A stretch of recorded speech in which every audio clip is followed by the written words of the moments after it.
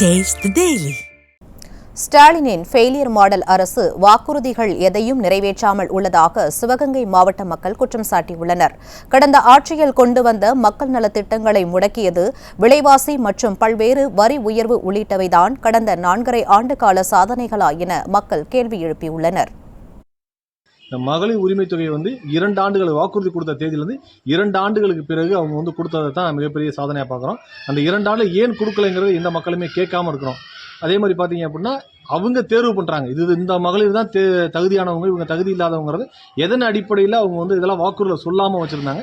அதுவே அவங்களுடைய மிகப்பெரிய சாதனையாக தான் மக்களை புறக்கணிச்சுக்கிட்டு இருக்காங்க. அது மட்டும் இல்லாமல் மந்திரிகளுடைய செயல்பாடுகள், ஒவ்வொரு மந்திரியும் ஒரு மந்திரி பார்த்தீங்க அப்படின்னா பெட்டிஷனை வாங்கி பொதுமக்களை தலையில் அடிக்கிறத ஒரு சாதனையாக தான் நம்ம பார்க்குறோம். இன்னொரு மந்திரி எடுத்துக்கிட்டீங்க அப்படின்னா நாற்காலியை தூக்கி பொதுமக்கள் அடிக்கிறது இன்னொரு சாதனையாக தான் நம்ம பார்க்குறோம்.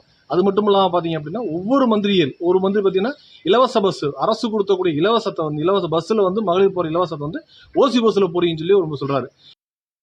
விலைவாசி உயர்வு, கடந்த ஆட்சி காலங்களில் கொடுத்த நலத்திட்டங்கள்லாம் முடக்கினது ஒரு பக்கம். இன்னைக்கு தாலி தங்கம் அந்த மாதிரி எல்லா எண்ணற்ற நலத்திட்டங்கள்லாம் கடந்த ஆட்சி காலங்களில் மக்களுக்கு சேர வேண்டிய அத்தனை நலத்திட்டங்களையும் முடக்கினது ஒரு சாதனை.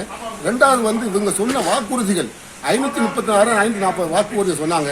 அந்த வாக்குறுதியில் ஒரு சிறு வாக்குறுதிகள் மட்டும் பேரளவுக்கு தன்னுடைய பெருமைப்படுத்துற அளவுக்கு தன்னுடைய அரசாங்கத்தில் அதை சொல்லி காட்டுற அளவுக்கு தான் வச்சிருக்காங்க. தவிர மற்றபடி மக்களுக்கு எந்த ஒரு அடிப்படை வசதி ஆதாரம், மற்றபடி ஒரு சிறு குறு விவசாயிகள் முதற்கொண்டு எல்லாரும் இன்னைக்கு பின்தங்கி மத்திய அரசோட மோதி மக்களை கடனாளியாக்கி 72 ஆண்டு காலமா வாங்கின கடன் 4.25 லட்சம் கோடி. ஆனா இவர்கள் ஆண்ட 4 ஆண்டுகளில் வாங்கின கோடி 4 லட்சம் கோடி கடனை வாங்கி ஒவ்வொரு குடிமகனுக்கு தலையிலேயே 2.5 லட்சம் ரூபாய் கடன் சுமை ஏற்றிருக்காங்க. இந்த நிலைமை கண்டிப்பா மாறணும். ஒவ்வொரு மனிதனும் கடனாளியா பிறக்கின்ற ஒரு சூழ்நிலையை இந்த திராவிட முன்னேற்ற கழக ஆட்சி கொண்டு வந்துருச்சு.